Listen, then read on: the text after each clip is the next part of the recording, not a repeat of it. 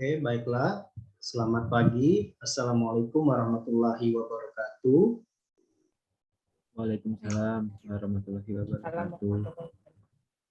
Perkenalkan Bapak atau Ibu, kami dari kelompok 1 angkatan 6, dalam hal ini kelompok 1B akan mendiskusikan tentang tokoh panutan yang ada di Jawa Barat. Dalam hal ini kami akan mendiskusikan Bapak Haji Muhammad Ridwan Kamil, yang mana background beliau adalah sebelum menjadi politikus, beliau adalah dikenal sebagai arsitek yang expert di dalam bidangnya. Kemudian beliau lanjut terpilih sebagai wali kota di tahun 2013. Selanjutnya beliau juga terpilih sebagai gubernur Jawa Barat pada tanggal 5 September 2018. Dalam kesempatan ini kita akan membahas beliau dan mendiskusikan apa-apa saja yang dapat kita terapkan dan kita ambil contoh dalam perilaku dan sikap beliau yang berakhlak untuk kita terapkan. Dalam kesempatan ini saya akan memberikan kesempatan yang pertama buat Bapak Dani, Bapak Dadi, mohon maaf. Ulang lagi kali ya? Nggak usah. Hah? Nggak usah. Kayaknya nggak masalah, nggak formal banget Bang Adil. Podcast kan nyantai. Bapak Dadi untuk menjelaskan atau memaparkan menurut Bapak Bapak Ridwan Kamil ini bagaimana? Ada baik dari sikap, perilaku, ataupun akhlak beliau. Dipersilakan Bapak. Terima kasih ya Pak Aidil. Nuhun, saya Dadi Hartono, NDH nomor 6. Sesuai dengan tema kali ini, podcastnya kan tentang Bapak Muhammad Ridwan Kamil ya. Kenapa saya ngambil panutan beliau? Yang pertama sih, karena sesuai dengan implementasi berakhlak, kita tuh bisa nyontohin dari beliau. Saya kayak berorientasinya beliau. Saya pernah baca dia dalam tagline di Detik News, itu surveinya itu sampai 76% warga Jabar tuh puas sama kinerjanya Pak Ridwan Kamil ini. Terus dalam upaya penanganan COVID-19 pun juga dilakukan oleh Pemprov, itu bisa sampai 54%. Artinya kan respon di masyarakat ini mayoritasnya kan puas dengan kinerjanya beliau. Kemudian untuk dari akuntabelnya, rasa bertanggung jawabnya, dia juga kayak terbukti lah dengan keberhasilan beliau kayak pemimpin bersama dengan walinya, yaitu Bapak Uzamil Ulum, Uzanul Ulum, yang dapat penghargaan peraih itu sampai 6 penghargaan internasional, baik itu dari pemerintah pusat maupun juga dari pemerintah non pemerintah ya. Terus kalau lihat dari kompetensinya juga, beliau ini kan salah satu ya jadi contoh dari kita, dari SD, SMP, mungkin banyak kita bisa baca literaturnya melalui Wikipedia ataupun biografi lainnya. Yang sampai S2 dia ke University of California, Berkeley, Amerika Serikat, itu tuh dari bantuan beasiswanya dia sendiri. Sehingga tuh salah satu pelopor kita untuk semangat buat terus berkarir, berpendidikan, itu menjadi salah satu kita ya. Terus yang paling harus berdedikasi adalah ketika beliau juga salah satu berhasil ya menjadi tuan rumah konferensi Asia Afrika. Jadi kan tidak lepas juga dari Ridwan Kamil dan juga para pemerintahannya, sehingga banyak juga prestasi dan kerjanya yang nggak sia-sia sama ini. Dan yang paling penting adalah adanya inovasi dan antusias dari beliau. Salah satu penghargaannya sih yang saya baca di sini tuh adalah sebagai Digital Equity and Accessibility dalam ajang IDC Smart City Asia Pacific, yaitu Award 2020. Berarti kan ini berarti adanya kerjasama sinergi ya, terlihat dari penghargaan tersebut dan pengakuannya terhadap prestasi beliau, dan menjadikan salah satu kolaborasi terbaik antara Pemda Pemprov Jabar dan juga seluruh stakeholder baik di dalam maupun di lingkungan Pemda luar provinsi. Terima kasih. Mungkin balik lagi ke Pak Aidil. Terima kasih kepada Bapak Dani atas pemaparan dan jabarannya tentang Bapak Muhammad Ridwan Kamil. Selanjutnya saya coba ke Ibu Anissa, bagaimana menurut pandangan Ibu tentang Bapak Muhammad Ridwan Kamil? Ya, terima kasih untuk waktu yang diberikan kepada saya, Bapak Aidil. Pertama, yang saya soroti dari Bapak Ridwan Kamil, beliau ini adalah tokoh politik yang aktif menggunakan media sosial untuk bersosialisasi dengan warganya, dan juga beliau ini termasuk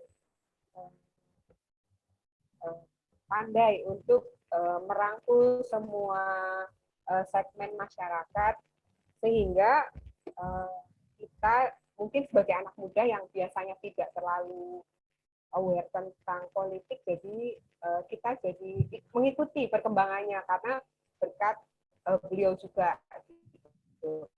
Selain itu, beliau juga seorang yang pekerja keras, terbukti dari hampir setiap tahun beliau mendapatkan banyak sekali penghargaan. Beliau juga cukup humoris ya, dari beberapa postingan yang ada di Instagramnya beliau ada seperti humoris, dan beliau menerima semua saran dari masyarakat di media sosialnya juga dan di kampung untuk diteruskan, untuk ditindaklanjuti. Jadi beliau termasuk sangat responsif terhadap keluhan dari masyarakat. Selain itu juga Bapak Ridwan Kamil ini adalah sosok, kalau di dalam pekerjaan kita tahu ya, beliau itu memang sangat pekerja keras dan sangat luar biasa lah. Di dalam keluarga pun tidak kalah baik. Beliau termasuk orang tua yang sangat mencintai keluarganya. Itu juga bisa menjadi panutan bagi kita.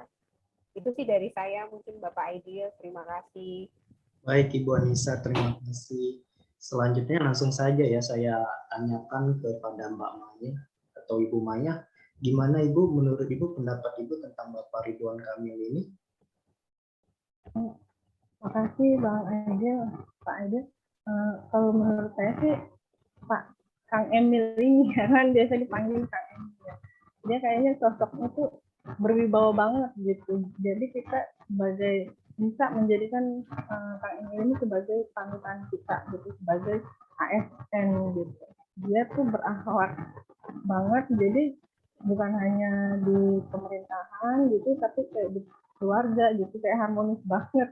Saya sebagai yang sudah berkeluarga itu kayak melihatnya kan, oh bisa nih jadi panutan kita, bisa berkeluarga seperti Kang Emil ini yang biasa dipanggil Kang Emil. Jadi dalam juga bekerja gitu, dia tuh sangat adaptif gitu, bisa bekerja sama gitu sesama ke lingkungannya. Bahkan sekarang kadang digadang-gadang mau jadi presiden gitu kan, nggak tahu itu, maksudnya ada saking banyak masyarakat yang mengeluhkan Kang Emil ini gitu. Nggak banyak sih, maksudnya saya nggak terlalu ini, tapi menurut saya sih dia salah satu tokoh panutan saya di Jawa Barat ini gitu. Dari yang masih muda aja dia bisa banyak berprestasi gitu dengan cita-citanya gitu, yang jadi bisa kita ikutin gitu. Jangan sampai mau kalah gitu dengan ini. Ya udah gitu aja, nggak banyak menurut saya. Ya, makasih Pak Aidil. Ya, baik Ibu Maya, terima kasih. Selanjutnya kepada Ibu Saras, bagaimana Ibu, menurut Ibu, pandangan Ibu terhadap Bapak Ridwan Kamil ini? Terima kasih kepada Bapak Aidil atas kesempatannya. Sebelumnya, perkenalkan nama saya Saraswati, saya NDH nomor 1. Menurut saya, Bapak Ridwan Kamil itu adalah sosok yang berorientasi pelayanan. Itu terlihat dari media sosialnya. Beliau memperlihatkan sosok yang selalu berbaur dan ramah, cekatan, dan solutif kepada masyarakat Jawa Barat. Nah, beliau juga sosok yang akuntabel karena hingga saat ini tidak ada penyalahgunaan kewenangan jabatan yang diemban oleh beliau. Selaku Gubernur Jawa Barat, beliau juga memilih kendaraan dinas berupa mobil listrik yang lebih hemat dan murah. Selain sebagai media promosi mobil listrik, hal ini menunjukkan bahwa beliau juga menggunakan kekayaan milik negara secara bertanggung jawab, efektif, dan efisien. Kepedulian Bapak Ridwan Kamil dalam mengembangkan kompetensi masyarakat Jawa Barat itu bukti bahwa beliau adalah sosok yang kompeten, yaitu yang sesungguhnya membantu orang lain untuk belajar. Salah satunya dengan mengadakan program percepatan peningkatan kompetensi wartawan di Jawa Barat, guna mendukung minat literasi warga di Jawa Barat. Beliau juga menerapkan nilai yang harmonis. Di era kepemimpinannya, Bapak Ridwan Kamil dapat mempersatukan bukan hanya masyarakat, tetapi juga kalangan petinggi partai politik untuk membahas kemajuan dan kondisi Indonesia saat ini. Beliau juga telah memunculkan ketujuh inovasi unggulan, yaitu ada aplikasi Picobar, pesantren One Product, TRK atau tunjangan remunerasi kinerja, ada Comment Center Citarum, Jabar Future Leader, dan mobil aspirasi Kampung Juara. Beliau juga merupakan orang yang taat dalam aturan, sikap ikhlas dan berdedikasi yang ditunjukkan oleh beliau itu yang mampu memilah dan memilih mana yang menjadi konsumsi publik atau tidak. Selain itu, beliau juga mampu bekerja sama dengan berbagai pihak di dalam negeri maupun luar negeri.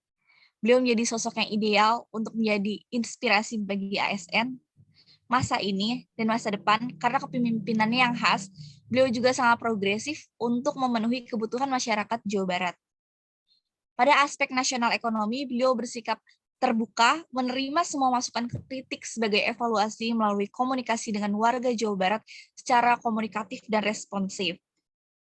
Beliau adalah sosok pemimpin yang merakyat inovatif, kreatif, dan menginspirasi banyak orang. Dan seperti yang disebutkan teman-teman sebelumnya, bahwa beliau juga memiliki banyak prestasi serta karya-karyanya, terutama di bidang arsitektur yang berkolaborasi dengan berbagai pihak.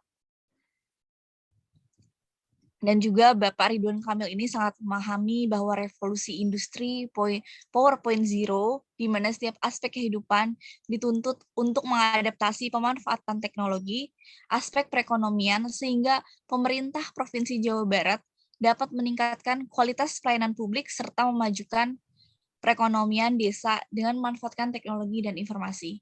Maka dari itu, saya katakan bahwa Bapak Ridwan Kamil ini sangat layak menjadi panutan ASN masa kini dan masa depan. Terima kasih. Baik Ibu Saras, terima kasih. Terima kasih kepada semuanya, Pak Dadi, Bu Anissa, Bu Maya, dan Bu Saras. Jadi dalam diskusi hari ini dapat disimpulkan ya, saya akan mencoba menyimpulkan tentang tokoh pandutan Pak Ridwan Kamil ini. Pertama, dari masyarakat. Masyarakat sangat puas dengan kinerjanya. Terbukti 76% kepuasan masyarakat itu ditujukan kepada Bapak Ridwan Kamil.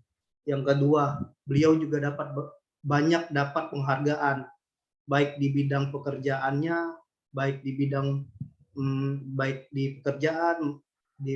pekerjaan eksternal, internal, masyarakat maupun tokoh-tokoh lainnya. Dan juga beliau juga bersedia dan mau menerima kritik dan saran dari masyarakatnya untuk membuat membuat daerah yang dia pimpin itu bisa lebih maju lagi dan bisa lebih baik lagi.